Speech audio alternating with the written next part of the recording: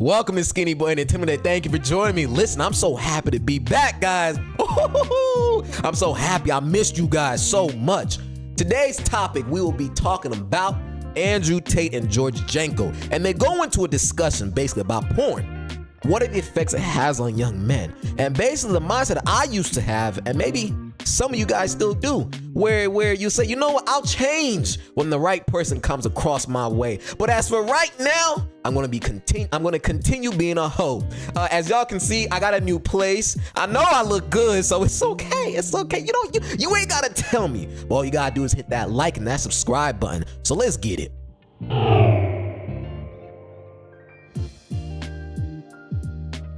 We're gonna jump right into it. I believe we're at the 8 minutes and 38 seconds mark. But basically, George is trying to talk to Andrew about, hey, in my past, this is how I would think.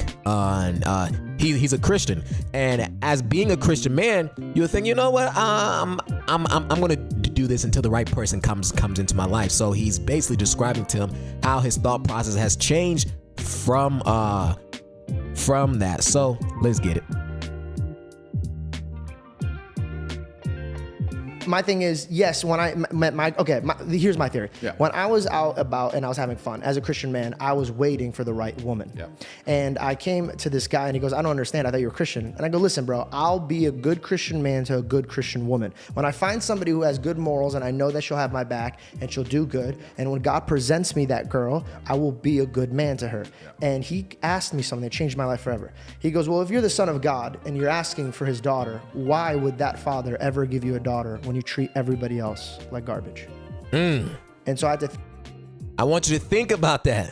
What he just said, bro, what he just said, my mindset. And I've been to the point I was like, you know what? I'm a good Christian guy. I tend to move how I want. But basically what he's basically saying up in this, okay, so William, if you're a so-called Christian, right? You talk about all the blessings God has blessed you with, but you're still willing to live out in the streets. You're still willing to treat girls and women however you think is the best. Other people are watching you. Other people are saying, hey, this man, according to his belief, he's not giving me a reason for me to present my daughter to him. And basically, God's basically like, why would I even give you what you desired when you can't even treat the other girls accordingly? You can't even treat the other people that I placed in your life like a good Christian man would. You're waiting for that right individual to come, and then you'll change. Let me tell you, man, a lot of us, we have hopes, man. I can't wait to find the right person in my life. I can't wait to get what I deserve. And basically, what I'm trying to say is, a lot of you guys are not willing to change yourself first to track that right individual to come into your life. We're playing the Christian card. We're playing the I'm the good man card, but I'm gonna treat all these other hoes exactly what they are, hoes. And until that good Christian chick sees that I'm a good Christian man, then I'll change. That's the wrong way to think, and I think he did a great job of actually saying this.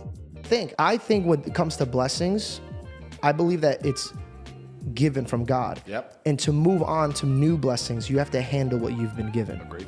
So if I've been given the fame and the money and the access to women, God's monitoring me. Okay, are you gonna go fool around, act like trash? Can you be trusted? Could you be trusted with this daughter that I have over here? Yes. Kind of like that picture where Jesus is holding a beautiful bear behind him, and then you're holding on to this lifestyle that you still want, but you're like, this is great. And God's like, no, give it to me. Show me you're ready for it, and then I'll present it, like any good father would be. Yes, absolutely. And how many of you men are willing to change? How many of you are willing to give up your old ways so that right person can come into your life? And trust me, I struggle with this all the time, man. I'm just like, man, these women play too much, God. You don't understand what I'm dealing with. These women, they play too much. And I just don't have time for that. So what I'm gonna keep on doing, I'm gonna keep on playing them. Exactly how they used to play me, or exactly how they treat the rest of these men out here, so I don't get hurt in the end. And I'll wait for that right person who knows what she wants, who knows how to be a wife, who knows how to speak to a man. But a lot of us, let's be honest, are you willing to change your ways? Let's go. And I did. I cleaned up my act. I was celibate. Yeah. And I was showing him, I'm trying now to be ready. And then I found a beautiful girl, and then I became monogamous. And then I have a good partnership. And here's the thing. I could lead that relationship anywhere I want. If I wanted to be opened, it could be there. Not saying that she's comfortable with it, but when it first started, I could plant the seeds into taking it in any direction that I want. Correct. It takes somebody with integrity to lead a woman in the right direction. Absolutely. I tell people all the time, I'm in charge of this relationship. God is in charge of everything. Yeah. So when my girl looks at me to lead the house, I gotta lead the house, but it's not from my needs. Yeah. Because if it was my needs, bro, she's out shit cold. That, like, she's not gonna get the best out of it. Of course. But now I have a God looking at me and monitoring it. You gotta love her like you love my church. No, absolutely. Everything you're saying is completely true, and I agree with you. There's two ways. Love that. Love that. Men with integrity. You got to lead your house, not to your needs. You have to be the person that everything is structured around. And young men, it'll take some time to get to that point, but you cannot be a man where you are weak. You really lack self-confidence in yourself, because the person that you get with, you're not getting with them so they can make you confident. No, that's the wrong way to go about it. You have to be that person. Listen, you already know what you want. You already know what you need in life, and that person that you get with is going to add on to you. A woman is a representation of you. If your woman's out of order, if she's treating you however she wants, if she lacks respect for you, that is an indication of you. If she's dressing however she wants out here, lacks respect for you, that's a reflection of you. Come on. Exhibit A. Let's talk about Will Smith. Let's talk about his household. But it's so easy on the outside to judge another man's lifestyle. Sometimes we just have to look at ourselves. You are in a relationship. Does she respect you? Because honestly, listen, I don't care about your love.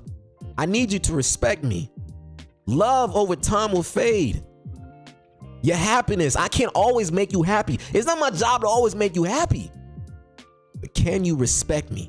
Can you be with me in times when you feel like, right now I don't love this individual, but I respect him, to be with him, because this man is the foundation of the household. You have to be you have to lead your household accordingly. So let's go. We can answer the question. We can talk about it from a religious perspective and what you just described. And you're right, being a God-fearing man is going to lead a woman in the correct direction, because a woman is the reflection of her man. And that's why you see if a woman gets with a bad guy who does drugs, she ends up doing drugs and doing bad things, and a man can lead her in the wrong direction. She comes from our ribs, metaphorically and physically and mentally, right? Yeah. So if I'm going to be, like you're saying, doing drugs, she's going to follow my lead. Absolutely. But I'm just talking about it from a societal perspective. I'm making an overall societal observation, the fact that now we have monogamous societies, but because they're not truly monogamous, all of the desire is being outsourced towards degeneracy, as opposed to having a society where a man is allowed more than one wife, for example, and then the degeneracy isn't needed. You don't need pornography and you don't need prostitution if you're allowed to have 2, 3, 4 wives if you're successful. And the point I was going to make earlier is that in certain countries, this is still the case. And I'm just speaking here in generalities. I don't have proof for any of this, but if you look at Russia, right? Russia is a Christian nation. There's a lot of Muslims as well, but it's traditionally a Christian nation. But if you're a very rich, powerful Russian man, and I've been to Moscow, I can assure you, you have maybe 4 or 5 wives. Well, not wives, 4 or 5 girls. Yeah. And your wife understands about who the other girls are, and she doesn't really care. Don't look, don't care, don't ask. I have a Bentley, I have a big house, I have the children. He plays around with these other girls sometimes. I don't care, I'm his wife, and that's just how things are set up. that particular man who's very, very rich, he's not interested in pornography, he's not interested in prostitutes, he's satisfied, he has enough for whatever his ego desires or his heart desires. Then you look at the West and you look at the most degenerate things which can possibly happen, which are actually levels above prostitution and pornography. If you look at Epstein's Island, for example, when you have very rich, powerful men and they're told, let me stop that for a second. What he is talking about does not apply to me, does not apply to most men. Because in order to live that lifestyle, first of all, you need a lot of money. In order to, first of all, five wives. Listen, unless you're like a king or a prince with multiple, you have to be that 1%. So all that stuff I'm tuning out, because that doesn't, I get what he's saying, but that doesn't apply to my life and the average person, honestly.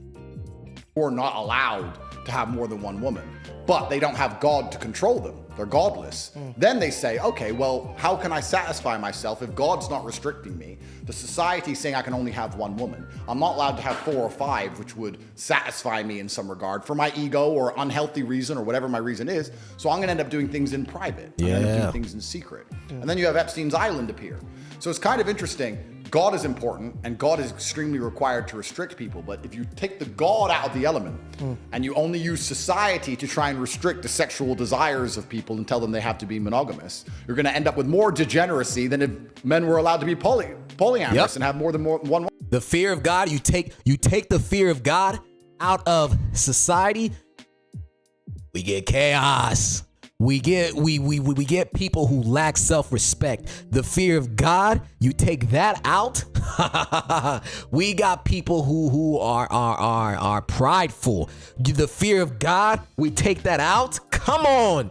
We have people who only are in the interest for themselves. They do things for themselves. They don't have that self-respect. They don't have that self-love. They everything that they do at the end of the day is for themselves.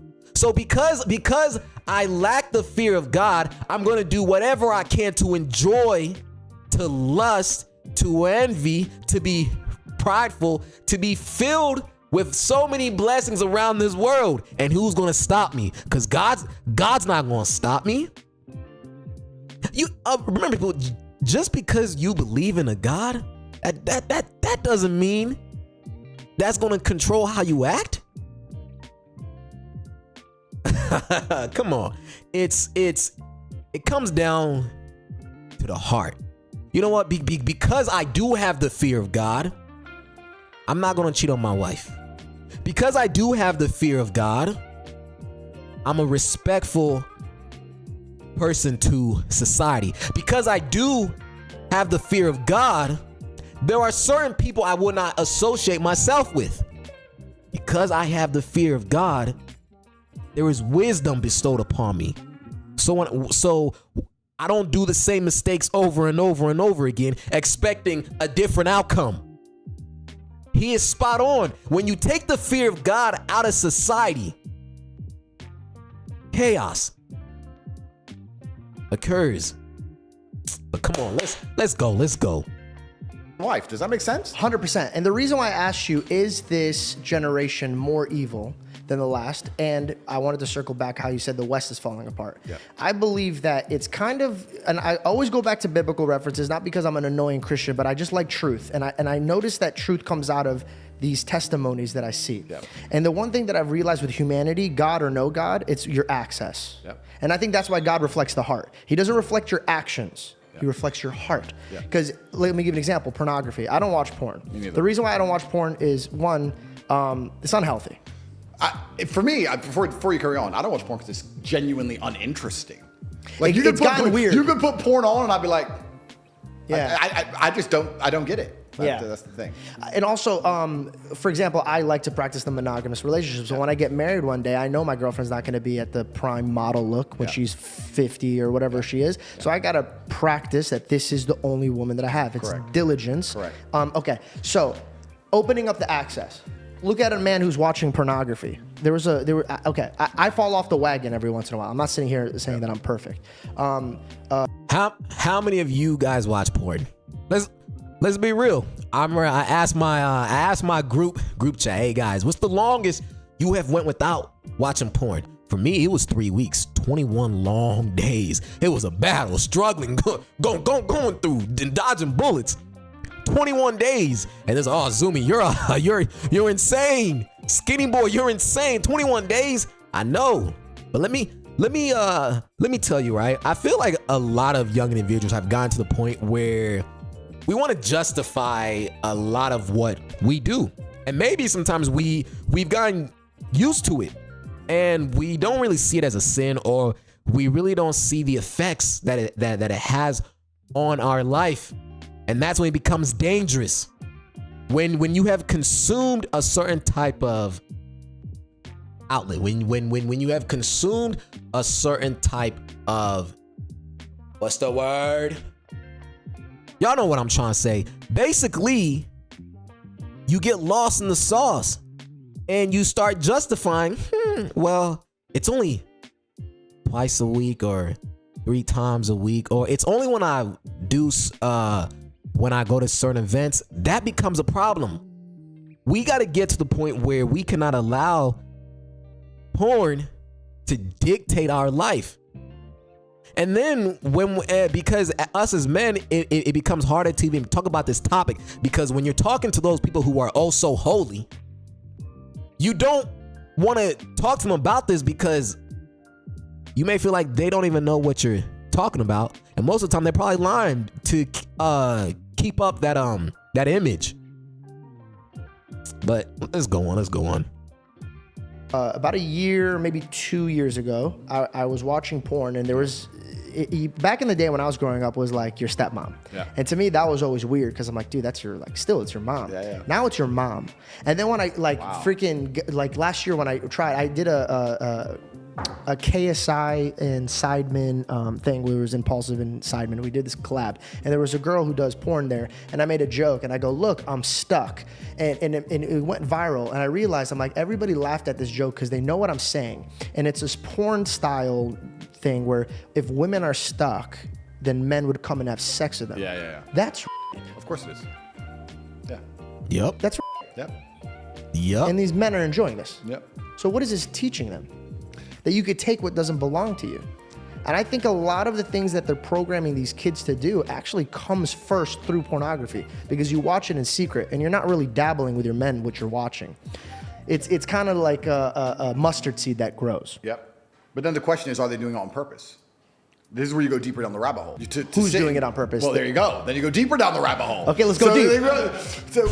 Let's accept pornography is bad for a society. Mm-hmm. Let's accept that to be a fact. It is true. Okay, yeah. So pornography is bad for a society. Okay, why are they trying to destroy the society? Who are these people? What is their end goal? Is their end goal the sexualization of children? Is their end goal 12-year-olds to sit there and watch pornography and want to have sex? Is their end goal to confuse 12-year-olds to want them to try and change genders? Is that their end goal? I don't know. Is that why they take down the country's flag and put up another flag?